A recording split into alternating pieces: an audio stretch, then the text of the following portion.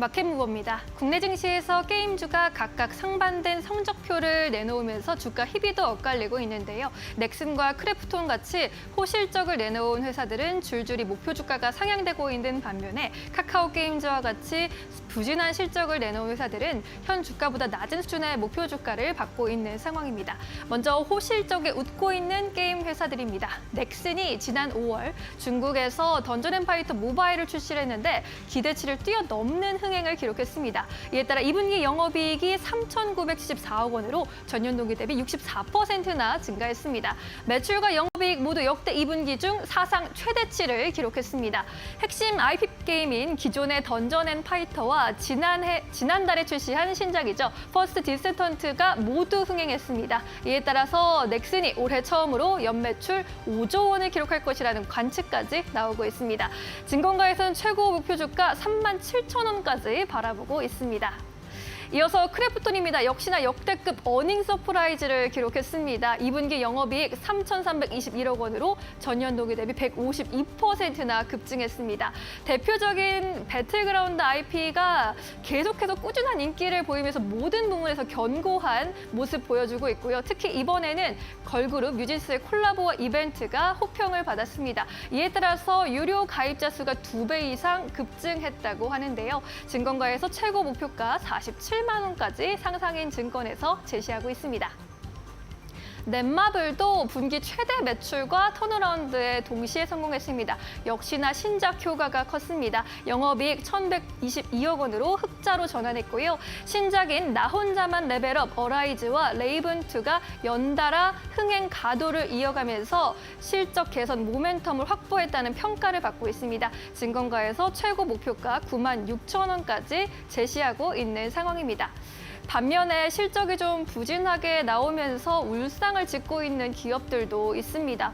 NC소프트, 앞서 소개해드렸던 신작 효과로 잘 나갔던 기업들에 비해서 애매한 신작 경쟁력을 보여줬습니다. 2분기 영업이익이 75% 전년 동기 대비 급감하게 됐고요. 주요 수익원인 리니지 게임 모바일이 부진했습니다. 여기에 최근에 내놓은 신작인 TL과 배틀크러시도 인기가 저조한 상황.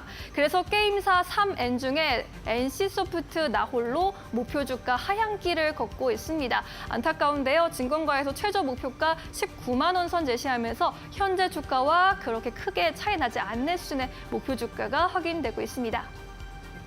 카카오 게임즈의 경우에도 전망치를 67% 하회한 어닝 쇼크를 기록했습니다. 2분기 영업이익이 28억 원으로 89% 지난해보다 급감했습니다. 주요 수입원인 오딘의 하향 안정화 단계에 접어들었는데 올 상반기에 흥행작도 부재했습니다. 이에 따라서 모바일 매출 감소가 두드러진 것으로 보이고요. 올해 주가 33% 하락하면서 하향 곡선을 좀 가파르게 그리고 있습니다. 증권가에서 최저 목표가 15,000원 제시하면서 현 주가보다 낮은 수준의 목표 주가가 나타나고 있는 상황입니다. 이렇게 모든 게임주가 다 잘 가지는 못합니다. 이 기존의 IP 파워가 탄탄하거나 신작이 흥행 모멘텀을 풍부하게 갖고 있거나 그 둘 중 하나는 충족을 해줘야 이렇게 실적으로 증명이 되는 것 같은데요. 앞으로 게임주의 운명은 어떻게 될지 함께 체크해 보시기 바라겠습니다. 마켓무버 함께 하셨습니다. 네, 이어서 오늘 시장에서 움직이고 있는 기업들 하나하나 차근차근 살펴보도록 하겠습니다. 오늘은 지식인포의 박수범 대표 그리고 이데올리온의 박정식 파트너 모시고 이야기 나눠보도록 하겠습니다. 안녕하십니까? 안녕하세요.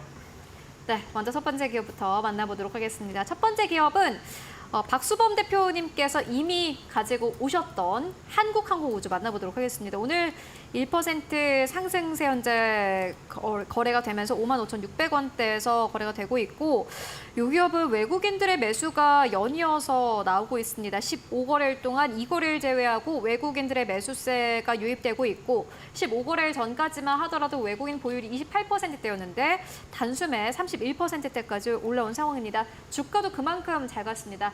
대표님께서 이야기해 주신 이후로 주가도 우상향 흐름을 보여주고 있는데 오늘 왜 가지고 오신 걸까요? 앞으로도 뭐 지금 좀 주목을 해보자 이러한 의미이실까요? 네, 맞습니다. 지금 현재도 좋지만 더 추가적인 상승 흐름을 좀 기대해보자라는 관점이고요. 뭐 지금 이제 중동발 이제 지정학적 리스크가 지금 확대되고 있는 분위기입니다. 뭐 아시다시피 지금 현재 뭐 헤즈볼라가 이스라엘에 뭐 로켓 30발을 발사했다는 내용도 있고, 자 미국의 백악관 쪽에서 이란이 이스라엘 공격이 임박했다라는 얘기가 좀 나와주고 있죠. 여기에다 미국의 핵 추진 잠수함인 USS가 지금 현재 중동 지역에 급파되었다라는 얘기도 좀 나와주고 있고요. 아무튼 여기에다가 지금 한국항공우주 이제 2분기 실적을 좀 잠깐 보도록 하겠습니다. 2분기 실적 보면 지금 현재 매출액이 작년 동기 대비해서 이제 21.6%나 급증했습니다. 8,918억 정도 나왔는데 영업이익 같은 경우에도 무려 작년 동기 대비해서 785% 정도 상승하면서 743억 정도 나왔죠. 순이익도 상당히 좀 괜찮았고요. 이렇듯이 실적 같은 경우에는 이렇게 꾸준하게 좀 상승 흐름을 좀 잡아주고 있는데요. 뭐 이런 와중에 지금 브라질 쪽에서의 매출도 얘기가 좀 나왔어요. 브라질 쪽의 이브사와 이제 전기 수직 이착륙 항공기인 우리가 EV톨이라고 하죠. 뭐 EV톨에 대한 이제 구조물을 공급 계약을 했다라는 얘기가 좀 나왔는데, 뭐 이런 부분들이 2분기 실적에 좀 반영된 부분들도 있었기 때문에 뭐 좀 긍정적이었다라고 좀 볼 수 있는 부분들이고, 뭐 그 외에도 지금 이제 보게 되면 내년부터 폴란드에 이제 순차적으로 납품할 이제 FA50 PL이라는 공격기를 납품하게 됩니다.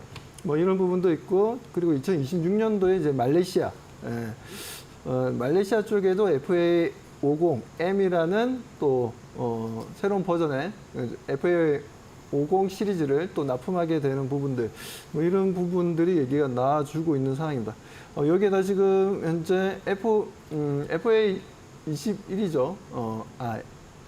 그 부분에 있어서도 지금 현재 시장에서는 지금 많은 관심을 좀 가지고 있는 것 같고, 동남아 시장이라든가 남미 시장이라든가 그리고 최근 들어서 좀 얘기가 좀 보게 되면 지금 현재 이제 칠레 쪽에서 시장 전투기 사업을 이제 입찰을 시작하고 있는데, 이 부분에서 우리가 지금 가지고 있는 KF-21입니다. 죄송합니다. 제가 FA라고 했는데 KF-21가 지금 프랑스가 가지고 있는 라팔 이 두 전투기를 가지고 지금 이제 어떤 걸 초이스할 건지 지금 이제 곧 나올 예정인데, 여기서 만에 하나 KF-21이 선택이 된다면은 그 부분에 있어서 추가적인 주가 상승 흐름도 좀 가져갈 수 있다라고 좀 판단하고 있고요. 자, 그리고 필리핀 정부 쪽에서도 특히나 FA50을 통해서 필리핀 같은 경우에 섬이 워낙 많다 보니까 이게 통제가 잘 안 됩니다. 통제가 안 되는 부분들이 있었는데, 실제로 FA50을 통해서 상당한 좀 정부의 중앙정부가 좀 뭐라 해야 되나 토착 테러리스트라고 해야 되나요? 지역마다 이제 로컬 테러리스트들이 좀 있는데, 이 부분들은 좀 많이 해결하는 부분들이었고, 뭐 마약 밀매라든가 여러 가지 부분에서도 큰 성과를 보여줬다는 거죠. 뭐 그런 내용들이 있다 보니까 KF-21에 대해서 관심도가 좀 높아지고 있고, 최근에는 카이 쪽에다가 KF-21에 대한 이제 비행기에 대한 내용들 좀 보내달라고 했다는 얘기가 좀 있는데, 이 부분들이 필리핀 쪽에서도 KF-21에 대한 관심도가 높아지고 그게 구매까지 연결되지 않을까라는 기대감을 가지고 있습니다. 그런 부분들에 있어서 한국항공우주 뭐 지금 현재도 뭐 실적이 잘 나오고 있지만 내후년까지도 우리가 꾸준한 실적 흐름들 기대해보자라고 말씀드립니다. 한국항공우주는 또 약 2주 전쯤에 실적을 발표를 한 바 있습니다. 어닝 서프라이즈를 기록을 했습니다. 보니까 영업이익 단위 743억 원대로 기록이 됐고, 전년 대비해서 무려 3자릿수 이상의 성장 흐름을 보여줬습니다. 786% 이상 성장한 것으로 나타났는데, 말씀하셨던 것처럼 KF-21과 같은 대형 계약이 실적을 견인했다라는 평가가 나오고 있습니다. 앞으로도 그러한 흐름이 이어질 테고, 그렇기 때문에 주가도 역시나 마찬가지로 우상향 흐름을 보일 것이다라는 전망 듣고 왔습니다. 이미 앞서서 가지고 오신 기업임에도 불구하고 앞으로 더 갈 거다. 긍정적인 투자 의견을 그대로 유지하셨고요. 이어서 두 번째 기업 바로 만나보도록 하겠습니다. 박정식 파트너님께서 가지고 오신 빅텍이라는 기업입니다. 오늘 방산 쪽 많이 보입니다. 빅텍이 0.7% 상승하면서 5,410원대에서 거래가 되고 있습니다. 박정식 파트너님께서는 빅텍을 보시는 이유가 있으실까요? 네, 이제 앞서 이야기해 주신 대로 이란과 이스라엘의 어떤 그런 충돌 가능성으로 인해서 오늘 방산 관련주들의 수급이 좀 강하게 유입되고 있습니다. 그중에 이제 발군이 이제 현대 로템인데, 저는 그중에 이제 빅텍을 골라보았고요. 이제 빅텍 같은 경우에는 이제 시스템 방향 탐지 장치, 그리고 군용 전원 공급 장치, 그리고 전자광학 장비, 피하 식별 장비 이제 이러한 것들을 만들어서 다양한 장비에 이제 납품을 하고 있습니다. 일단 잠수함용 이 전자전 장비 방산업체로 지정되면서 잠수함 쪽으로도 납품이 되고 있는 상황이고요.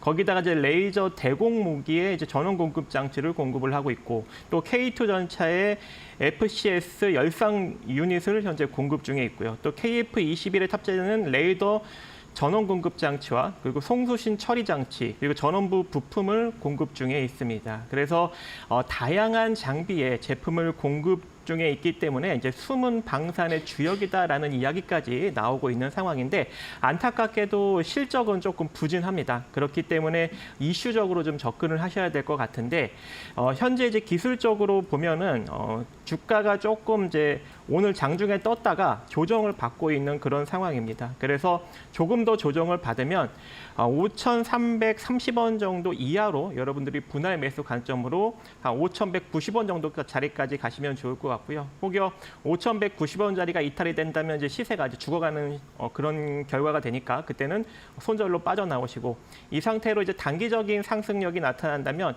그동안 이제 계속적으로 이제 부딪혔던 가격 라인이 있는데 대략 한 5,800원 정도 자리에 단기적으로 좀 부딪힐 수가 있습니다. 그래서 5,800원, 900원 정도의 단기적 매도 관점으로 접근을 하시면 좋을 걸로 판단이 되고 있습니다. 네, 알겠습니다. 이어서 세 번째 기업 바로 만나보도록 하겠습니다. 박수범 대표님께서 가지고 오신 KT입니다.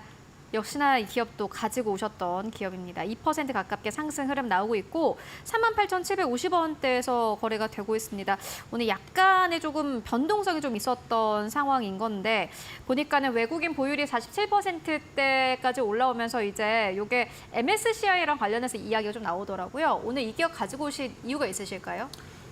저 아무래도 뭐 KT 같은 경우에는 7월 달에도 한 3번 정도 가지고 나왔었어요. 7월 달에 3번 정도 가지고 나왔는데, 지금 현재도 지금 상승을 충분히 할 수 있다라고 좀 판단하는 이유가, 아무래도 지금 현재 불확실성이 계속해서 얘기가 좀 나와주고 있죠. 그런 부분들에 있어서 우리가 생각해야 될 부분들이 좀 많아졌습니다.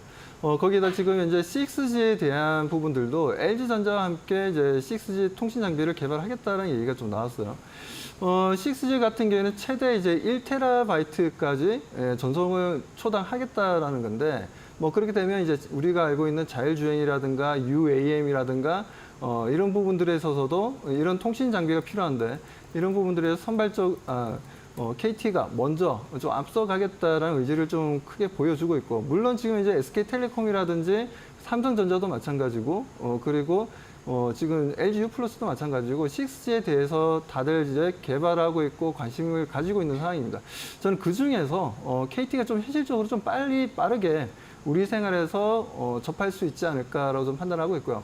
항상 이렇게 좀 통신 장비들이라든가 통신 버전이 좀 업그레이드 될 때마다 새로운 뭐라고 해야 되나 매출을 이끌어냈다라는 거죠. 한 단계 레벨업을 계속해 나갔다라는 부분들입니다. 우리가 과거에 LTE에서 5G로 바뀔 때도 마찬가지였고, 상당한 매출과 영업이익을 만들어냈다라는 부분들에 있어서 통신 쪽에서 6G에 대한 관심도가 높고, 이게 상용화되면 그에 따른 이제 레벨업이 더 추가적으로 이루어질 수 있다. 기업의 가치가 더 올라간다라는 거죠. 그런 관점에 있어서 저는 KT 같은 경우에는 상당히 좀 긍정적이다라고 좀 말씀을 좀 드리고 싶고, 자, 두 번째로 이제 바이브 섹션이라는 또 미국 쪽에서 보니까 지금 바이브 섹션 진짜 오랜만에 듣는 단어인데, 이게 무슨 말이냐면 경기 침체라고 느끼는 이제 심리적으로 부담감을 가지고 있는 분들이 많다라는 겁니다. 그 이제 우리가 그 이제 합성어긴 한데, 바이브랑 이제 리세션을 합친 단어죠. 아무튼 이 바이브 섹션에 대한 단어가 정말 오랜만에 지금 이제 뉴욕 증시에서 나왔고, 이게 지금 실적이라든가 여러 가지 지표라든가 이게 힘든 게 아니라 투자자들의 심리가 힘들다라는 거예요. 국내 시장도 제가 봤을 때 국내 시장도 마찬가지고, 미국 시장도 마찬가지고, 지금 보십시오. 기준 CPI랑 PPI가 또 올라가게 되면 어떻게 됩니까? 금리 인하에 대한 기대감이 높아지겠지만 경기 침체가 가는 거 아니냐, 또 부정적으로 바라보죠. 여기에다 또 시장에서는 또 그 선행 지표가 생각했던 것보다 잘 나와서 금리 인하할 것 같다. 이렇게 되면 또 금리 인하를 한다니까 이것도 우리가 엑시트 해야 되는 거 아니냐. 이런 지금 현재 똑같은 주제를 가지고 정말 시장에서 이제 부정적으로 해석하는 부분들이 과거보다는 좀 많아진 건 사실인 것 같습니다. 그러다 보니까 이제 바이브 섹션이라는 단어가 지금 이제 계속해서 미국 시장에서 또 나오고 있는데 아무튼 그런 부분들은 심리적인 부분들이기 때문에 너무 걱정하지 마시고요. 어차피 지금 선행 지표들도 마찬가지고 뭐 오늘 저녁에도 뭐 PPI가 미국에서 발표할 거고 뭐 CPI도 발표할 거고 PCE도 발표할 겁니다 이번 주에. 뭐 그 부분에 있어서 뭐 큰 변화는 제가 봤을 때는 없다라고 좀 보고 있고요. 아무튼 9월에 이제 금리 인하 부분들이 이루어지게 된다면 그 부분들도 우리가 픽아웃의 관점이 아니라 시장은 그래도 경고하면서도 금리 인하를 통해서 경기가 좀 더 활성화될 수 있다는 기대감으로 다시 한번 더 추세적인 상승 흐름들 기대해보자라고 말씀드립니다. 근데 이제 시장이 그렇게 네네. 뭐 여러 가지 경기 침체에 대한 이야기가 나온다고 해서 방어주, 통신주 무조건 보는 게 맞을까요? 지금 이 시점에서? 저는 지금 현재 상황에서는 어떻게 보면 기대 수익률은 좀 과거에 비해서는 낮을 수는 있어요. 그러니까요. 하지만 그래도 뭐라고 해야 되나요? 하나의 도피처는 될 수가 있다. 그러니까 예를 들어서 경기 민감주를 해지. 사다 놨는데, 그렇죠. 해지 개념으로 다른 거 사다 놨는데 오히려 그 주가가 좀 빠져버리고 빠지는 이유도 없어요. 실적도 잘 나오고 있고 지금 하반기 실적이 좋게 나올 거라고 얘기가 많이 나오는 회사들도 지금 현재는 투자 심리가 좋지 못하다 보니까 좀 내려오는 종목들도 있거든요. 제가 봤을 때는 뭐 그런 부분들에 있어서 하나의 도피처로서 이제 통신주들을 좀 바라볼 필요는 있다라고 말씀드립니다.